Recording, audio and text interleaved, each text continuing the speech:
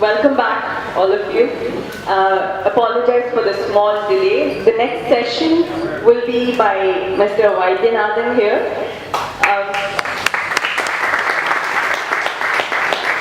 Post-lunch session is usually the most challenging, so I'm sure he'll do justice to it. To give a brief, we have another inspiring speaker here for the day. The co-founder of the Ganga Trust, which supports rehabilitation of physically challenged, Spinal Care India and Running for Ability. He is a peer counselor at the outstanding Mary Varghese Institute of Rehabilitation, a part of Christian Medical College, Vellore. He is an alumnus of Indian Institute of Management, Bangalore, and has worked with The Hindu and Sundaram Finance groups. His interests are MS Subbulakshmi music, sports, movies, positive news, social media and marathons. He is now working on setting up a national spinal cord injury organization. I'm glad to welcome Mr. Vaidyanathan to speak on the topic, the person or the challenge. On to you, sir.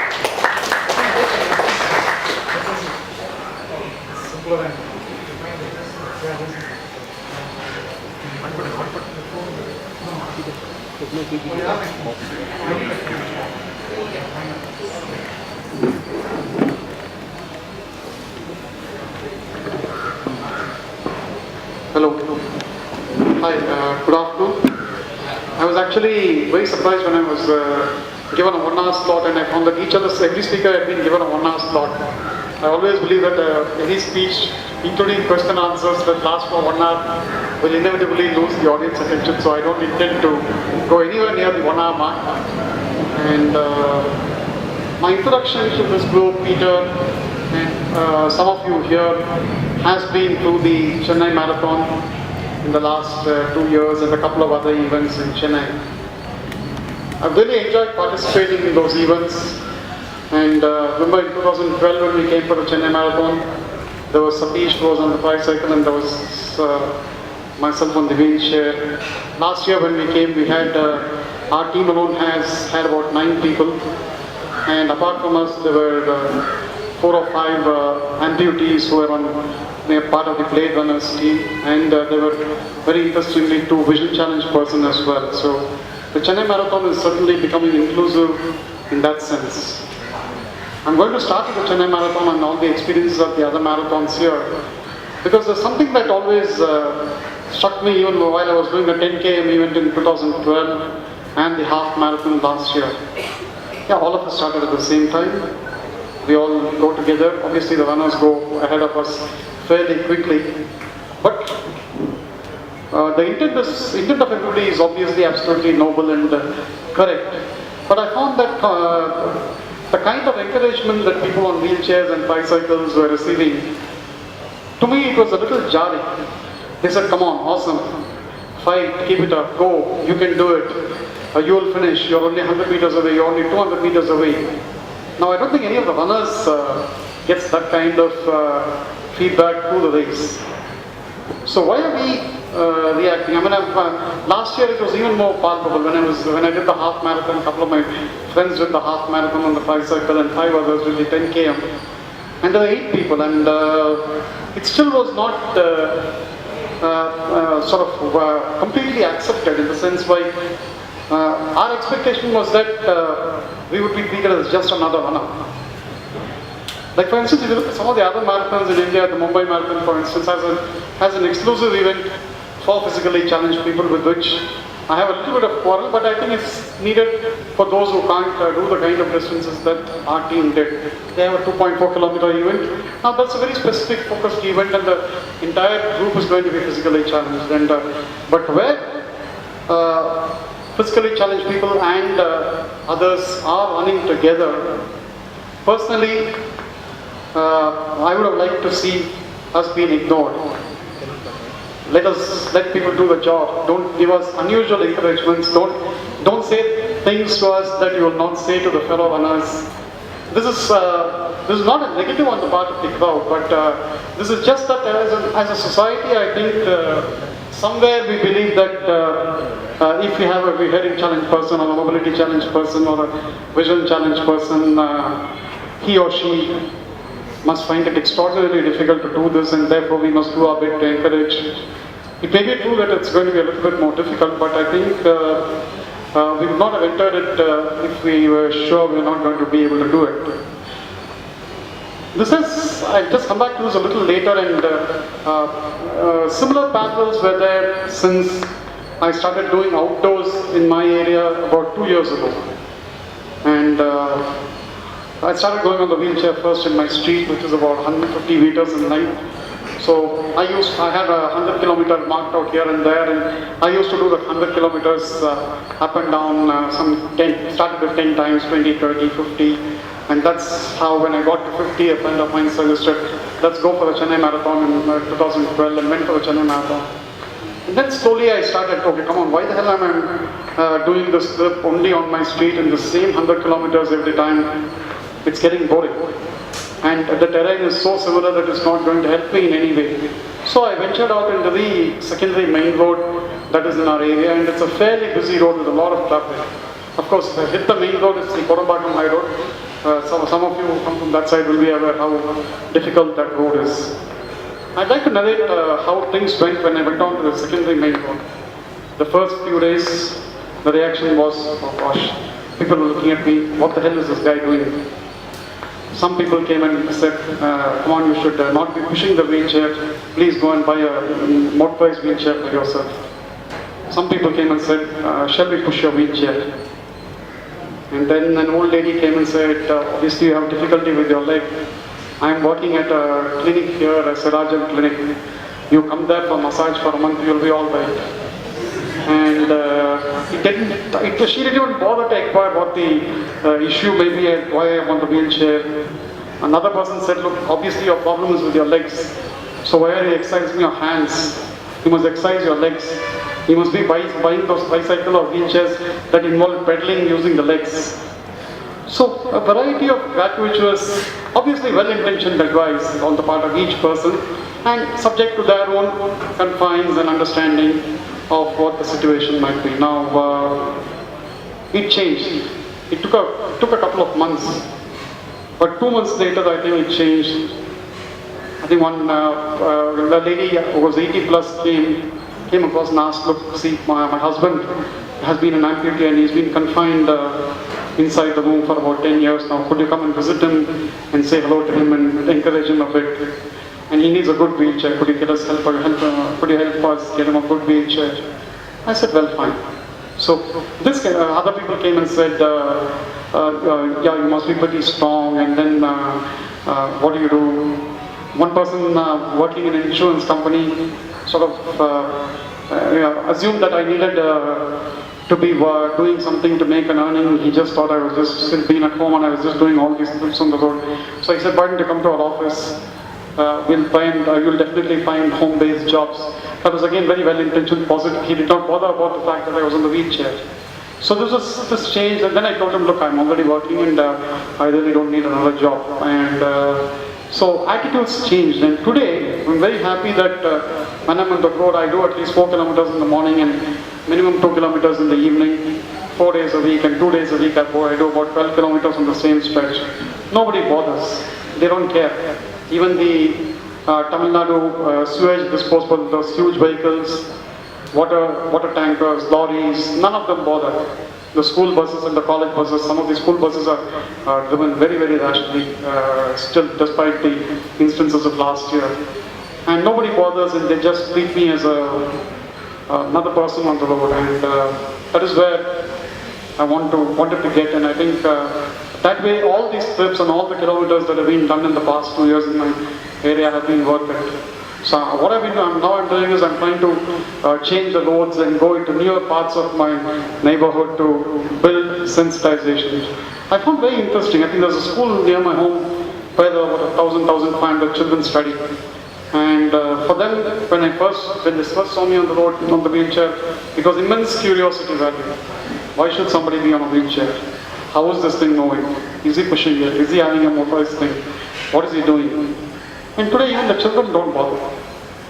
It's very interesting. I think it's just that I think when you go out and I think when society gets sensitized and the reactions start to change.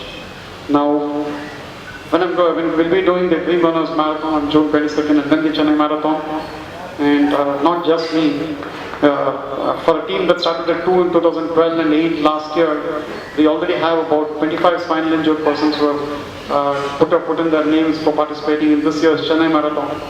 And we're all hoping that when we hit the roads with our wheelchairs and tricycles, we will be treated as just another runner. No unusual encouragements. No, come on, no unusual clapping, no, come on, you can do it. It's easy. Keep going.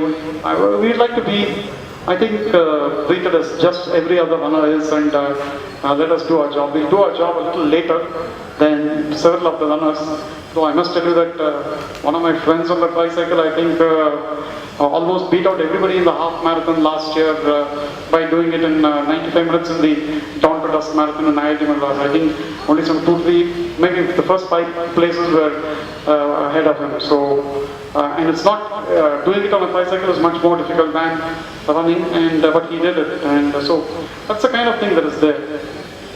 We're all gathered here in Tiruvanmiyur.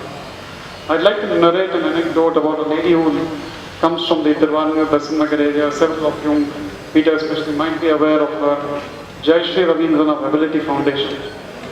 Now, Jayashree Ravindran has been working for the physically challenged for about 18 years now. My interaction with her goes back to about 2 years, and recently in one of the meetings I heard actress Revati narrate a very interesting anecdote about Jayashree Ravindran. Jayashree Ravindran was born hearing challenged at birth, but she never ever saw that as a challenge. She didn't perceive it as an issue at all. She went to regular school, was a brilliant student. She had art and dance in her genes.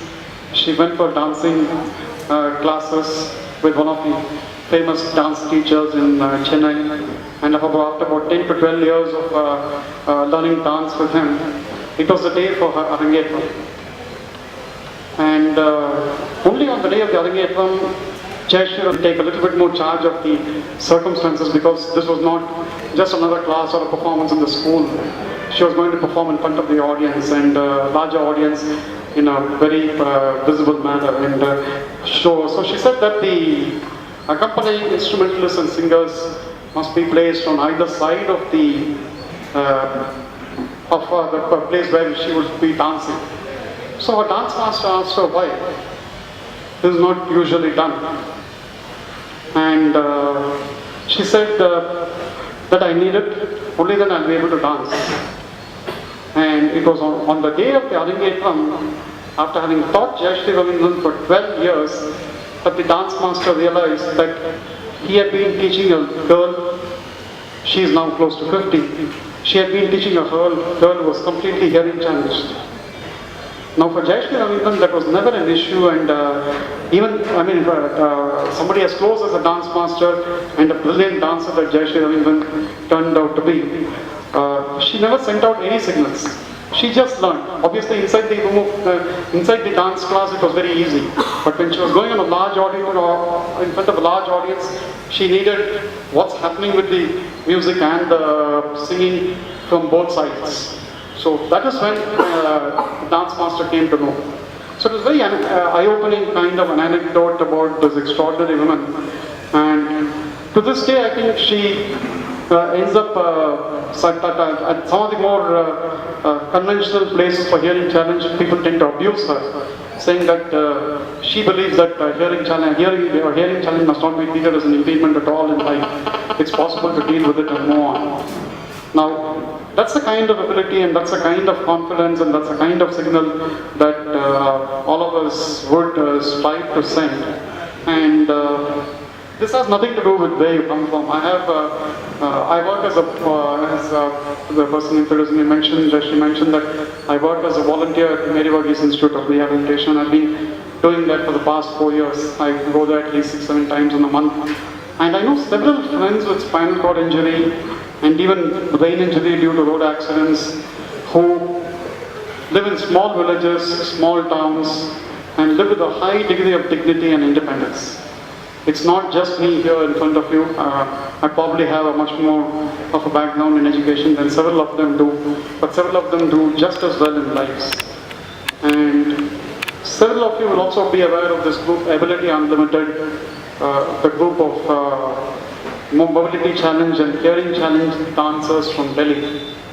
They have an Ability Unlimited ashram, and where Guru Syed Salahuddin Pasha, he himself is not a person who has a physical challenge as such, but he's been devoted to the cause of rehabilitation of physically challenged in India for the past 30-35 years through the forum of music and dance. So much so that he is considered to be the father of therapeutic therapy. I strongly urge all of you, when you go back, please look at the website Ability Unlimited and look at the kind of dances that they do. If you call them over for a 2-hour program, you're not going to get one dance. You're not going to get one style. If you want one style for 2 hours, they'll do it. But they are capable of doing Bharatanatyam, they are capable of doing martial arts in the form of dance, they are capable of doing yoga, they are capable of doing Sufi dance. They do dances to traditional Indian music. So they're capable of, they do Ramayana on wheels, they do Mahabharata on wheels, they do an outstanding Bhagavad Gita episode on wheels. And when they participated in the 50th year function of the Physical Medicine and Rehabilitation Department in Vellore, they actually did a dance that was structured around a Christian song. So their dance and their skills go beyond religion, they go beyond different forms of dance, Indian and Western, and the same boys and girls can do all these styles and without assistance. So they've probably been the biggest ambassadors in India for the physically challenged in terms of showcasing the ability and skills that physically challenged people have. And the reason that I've pointed out these instances is, I think, there's an organization called Association for People with Disability in Bangalore. It's more popularly known as APD. It was formed by N.S. Hema, who was polio at birth, and she formed this organization in 1959. And this was probably the first, outside of the National Association for the Blind, this was probably the first organized effort at supporting the vocational and general rehabilitation of physically challenged people and people with all types of physical challenges. And she was very prescient kind of a lady, and even in the early 60s in one of the interviews, she had said that the problem is not with the physically challenged, the problem is with the people who are not physically challenged. It's their unwillingness to accept, it's their unwillingness to embrace the physically challenged in a wholehearted manner that actually holds back the physically challenged from coming and blossoming and showing their full worth in life. Maybe Peter would probably tell you that things are much different in Belgium, and I think they would be. And but I think luckily India is also getting there. And all of us have a major role. When we see a physically challenged person, please don't worry about his or her physical challenge. Please don't try to help them. Please don't try to encourage them in an unusual way. Obviously, if they're economically challenged, we should try and reach out to appropriate sources and try and set them on a strong footing in life. But even there, giving direct cash is probably the worst response. In fact, the scheme of giving 1,000 rupees to every physically challenged person as pension in Tamil Nadu and lesser amount in most other states is actually having a very detrimental kind of an effect. While at one level it provides some money to these people, they are sort of taking it for granted, and as long as it takes care of the medical needs, they believe that somebody at home should be able to provide them with some food. It gives them a little bit of free space, and several of them actually refrain from working as well. So giving cash is never an idea. I think what we should do is we should embrace physically challenged people as just one of us, equal to us, and just as any of us in this audience who is economically challenged might need a help in one way or the other at some stage in life, some of the physically challenged will also need that kind of help. But I must tell you that my experience with the Chennai Marathon and the kind of attitudes that I'm expressing today, I probably might not have expressed 3 years ago if I had a chance to come to this gathering. Because probably I would have shared with you how things were and how things are today. And I think things have changed significantly in India and are just changing day by day. And for instance, in my case, my spinal cord injury was in 1990. This happened when I was studying at IIM Bangalore. I fell down from the first floor in the hostel very early in the wee hours of July 27, 1990. It was my great fortune to be taken to Christian Medical College, Vellore on the third day after my accident, because Christian Medical College, Vellore and the Pune Paraplegic Academy, they were the only two places offering rehabilitation in India. And surprisingly, even today, there are only 2 more additional places that offer rehabilitation high quality rehabilitation for persons with spinal injury and brain injury. The other 2 recent places are in Delhi and in Bangalore. But otherwise, for such a large country, it's a fairly appalling state of affairs that we don't have rehabilitation centers. Whenever I make this point in a couple of other audiences, people have stood up and said, look, the government has set up rehabilitation centers in every state. Now, all you need to go is to go to the Government Rehabilitation Institute in Ashok Nagar, and you'll see that all the physical facilities are there for providing outstanding rehabilitation. But it's not a place where a good doctor, a self-respecting therapist will come and work. And finally, rehabilitation is not about facilities, it's about quality people, quality of therapists. In 1990, when I came to Christian Medical College, Vellore, I was in the very safe hands of Dr. Suranjan Bhattacharjee, who is considered to be the path-breaking person who set out the spinal injury rehabilitation protocol in the Indian context. Today he's 61 and he's gone after his retirement, 3 months after his retirement last year. He's gone to a remote part of Orissa, a tribal part of Orissa. It's at the foothills of the Niamgarh mountains, and in a setup where he has nothing except a parallel bar. He is now starting to rehabilitate people with spinal cord injury there.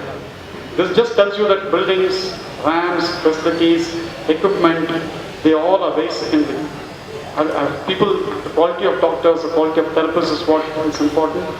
At that particular place, he is the doctor, he is the nurse, he is the physical therapist, he is the occupational therapist, he is the social worker, guiding them in life after injury. So he's done various hats, and so it just shows what is possible if you get the right person in a particular situation, irrespective of what you have in terms of physical facilities. Sadly, the government facility in every state sucks big time. And outside of the 4 places where we have mentioned, we have not come across people who have had good rehabilitation. So it was my good fortune to be in one of these places, and from there I went straight to college. In fact, after my injury, 10 minutes after my fall, my friends carried me, and I'm very, to this day probably that was the most important step, how they carried me from the place where I fell to the car. None of them had a medical background, but by some wisdom, 3-4 of them lifted me and carried me in a flat posture. They did not even make any attempt to make me sit up. There's a message for all of us in this. Wherever we go, be it within our homes or be it on the road, if there's a road accident or somebody falls, sustains an injury, somebody can fall and sustain an injury inside the home, please don't make them sit up till they reach the doctor and till they get a proper opinion from the doctor. We know people who, at the time of accident, had movements in their legs, sensation in their legs, but because of very bad handling at the accident spot, they became paralyzed. So improper handling can lead to a lot of damage, and for that I'm very grateful that my friends did a great job of not trying to do anything stupid. They took me to St. John's, Bangalore, and within 10 minutes an X-ray was done. My only question to the doctor was, I knew that I had lost movement in my legs. Till that time I didn't know what the spinal cord was, or what the functions of the spinal cord are, and what are the consequences of a damage to the spinal cord. But I knew that, I didn't even know that the damage was to the spinal cord, but I knew I had lost movement in my legs. So my only question to the doctor was, will I be on a wheelchair? He said yes, but it will take a few months. I said fine. And I moved on, and on the third day I was in Vellore, and Dr. Suranjan Bhattacharjee saw me, took one look at me, and immediately understood that I had completely accepted the situation. I was there for about 6.5 months for rehabilitation. Pain is causing colossal damage, especially to people from road accidents and people with spinal brain injury and stroke. This particular doctor and this particular hospital is causing colossal damage. And it's none other than our friend Mr. Mohan Das, very reputed surgeon who runs Nyot Hospital now. So my brother said, let's go and meet Nyot Hospital. So I told my mother, please don't go, let him go around. My mother was an extraordinarily bold lady. I said, you please go with me. Please ask this doctor if he does. I knew he'd do a surgery, because to this living moment, if all of us go into Nyot Hospital, irrespective of our condition, Mohan Das is capable of doing an operation on each of us. Believe me, he's quite capable of it. And none of the relatives will be allowed to enter the hospital. They'll all to go, and they'll have to hope that you will come out alive and kicking in some form. And so he said, yeah, we can do a surgery. There may be improvement. I cannot tell you that there won't be any deterioration. Now, this may be standard clause in any operation, in any agreement that we sign in any hospital for a surgery, be it very simple or be it very complicated. But to give this kind of callous advice to a family that is faced with a very major challenge just reflects his mindset. And to this day, I know that several people with road accidents who have gone into Nyot have come out in devastating conditions, physically and financially. They may be okay for heart surgery, hip replacement, knee replacement, all that. All Chennai hospitals are. And but this is a kind of very careless advice that he gave, and I said, please ask him to get lost. I'm not subjecting myself to anything of this kind. I'll be in bed for 3 months, I'll lie down, I'll get myself okay. And then I had my rehabilitation training, and thanks to that, I've lived very independently. I went back straight from the rehabilitation center. I went to IIM Bangalore, completed my studies. I'm coming to my history to just tell you how bad attitudes in society were then. I'm not complaining about minor encouragements, unusual encouragements we received in the Chennai Marathon and the other marathons. But the attitudes were so bad then. I was fairly well qualified, and but despite that, for about 2 years, having attended several campus interviews and having attended several interviews outside the campus, no company was willing to take me. This includes multinationals who even then were supposed to be equal opportunity employees at the global level.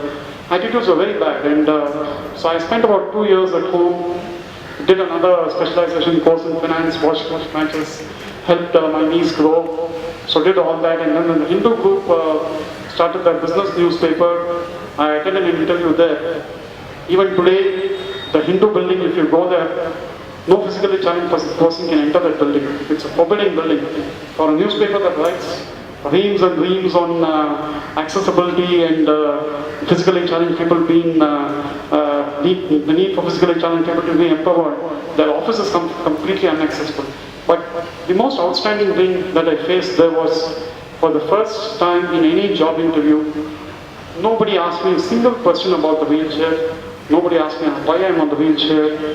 All they told me was, please go and check if you can access the restroom in our campus. So I went, and the restroom was about 400 meters away from the place I was going to sit and work. Of course, that was never an issue, so it was good exercise for me. I went, I came and told them. There was a small step which I needed a little bit of help in handling one way, the other way I could do it myself. But I came and told them it's okay, it's fine, absolutely fine. So that's how I got the job, and it was probably the first place outstanding attitude was displayed. No, not a single question, and I worked there for 12.5 years. Happily, today, the same college where I studied has a separate cell for education of the physically challenged. There are about 10 to 12 physically challenged persons who do their MBAs there. They get as many job offers as their other colleagues do. Company attitudes have improved, society attitudes have improved. More places are accessible in Chennai. This building 20 years ago may not have been accessible if it had been there. Even today, it was not exactly very easy inside the lift. I needed a little bit of help, but at least I could get it. I could get here without anybody having to carry me up and do it. So things are changing, and I think all of us have I think the physical barriers are the easiest to change. I think as N.S. Hema said in the early 60s, attitudinal barriers on the part of people who are not physically challenged has to change to accept physically challenged people as equals, and where they need help is only if they are economically challenged, and that everybody needs. Any economically challenged person needs some help in some form. So that is the only area where they need help, and we should look at physically challenged people in that perspective. Another thing that struck me about the Chennai Marathon and the Dawn to Dusk Marathon, I mean, all the persons who put up tagged my photographs on Facebook, they were all well-intentioned, and they've all gone into adding to a good personal album for me. But I was wondering, why am I getting tagged by so many people, unknown people?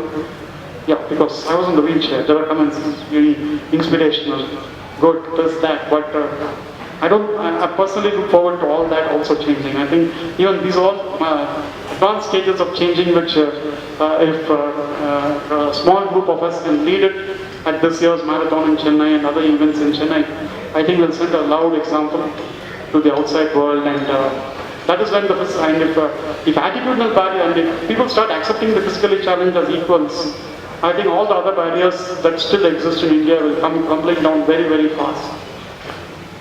That will be true inclusion. Thank you.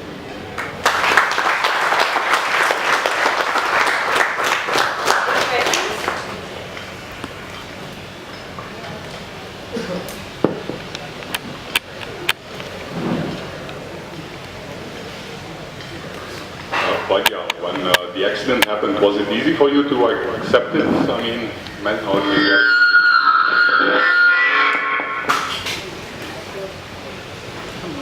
I think I should be able to reach out to this one without the belt.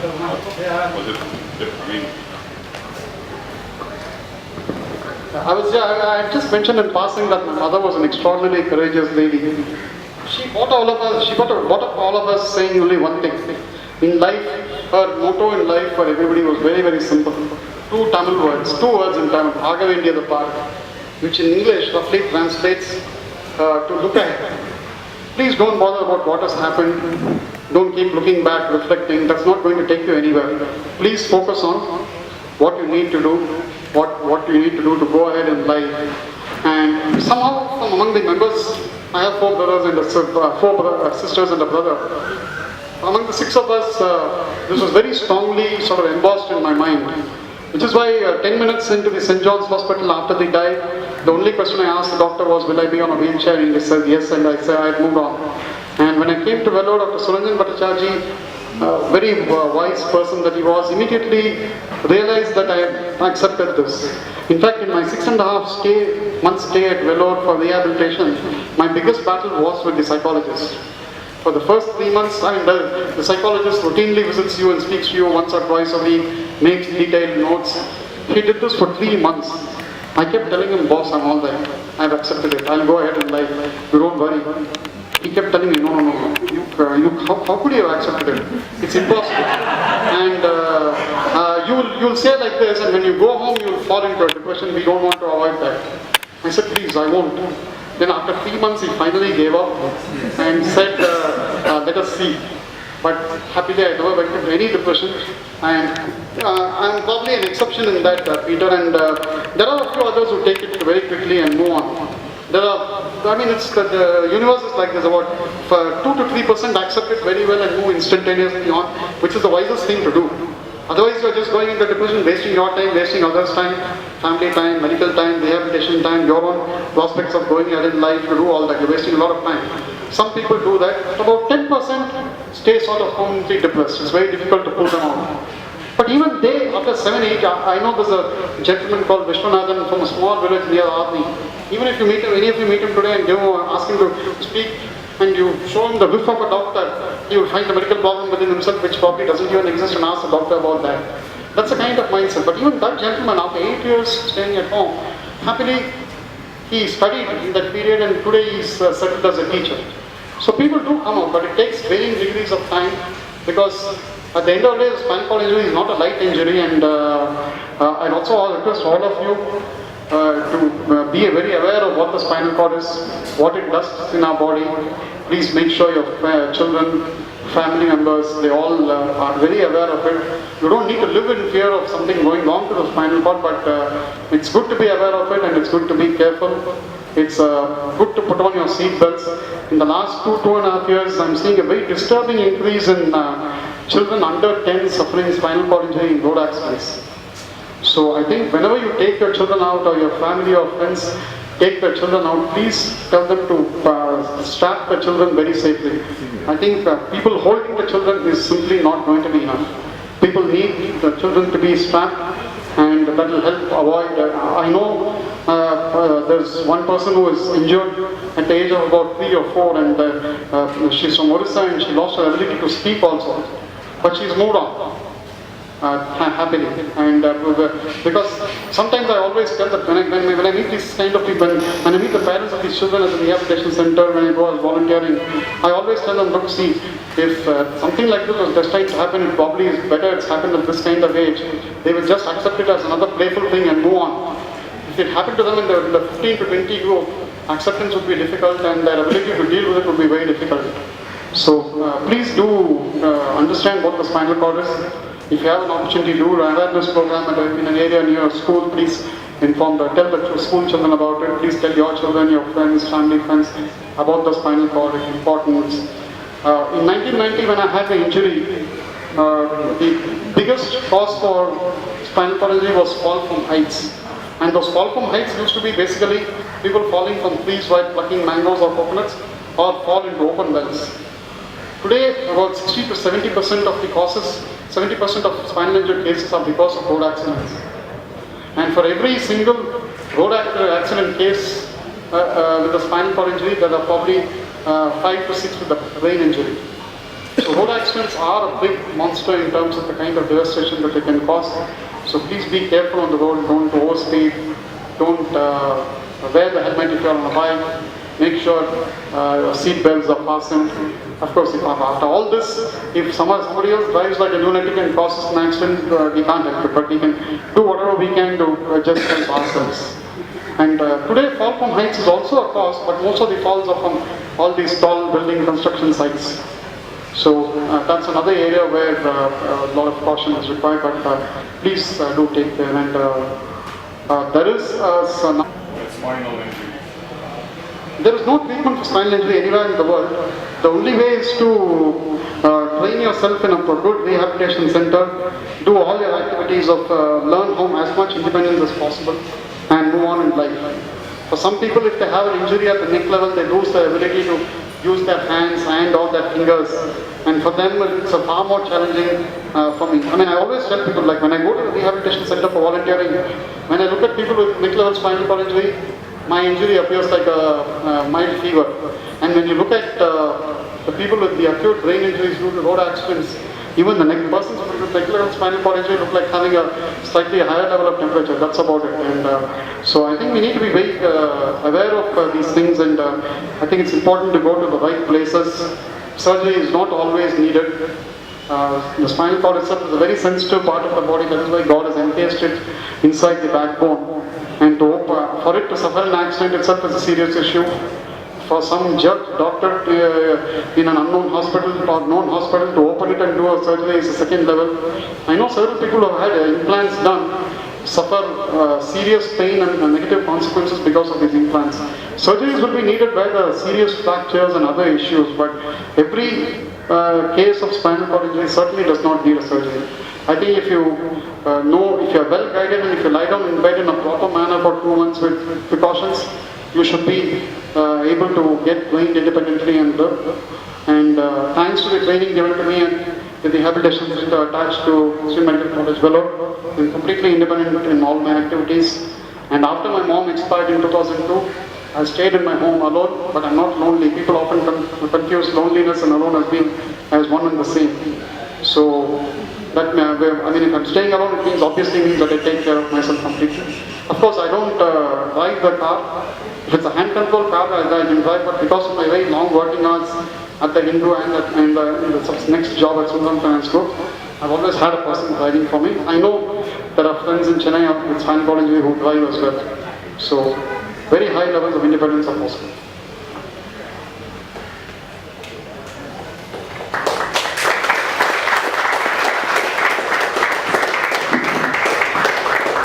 Any other questions?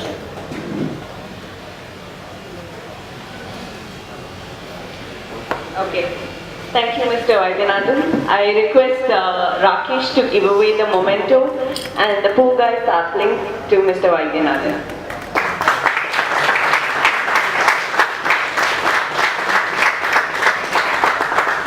Thank you so much, sir. It was a pleasure being with you.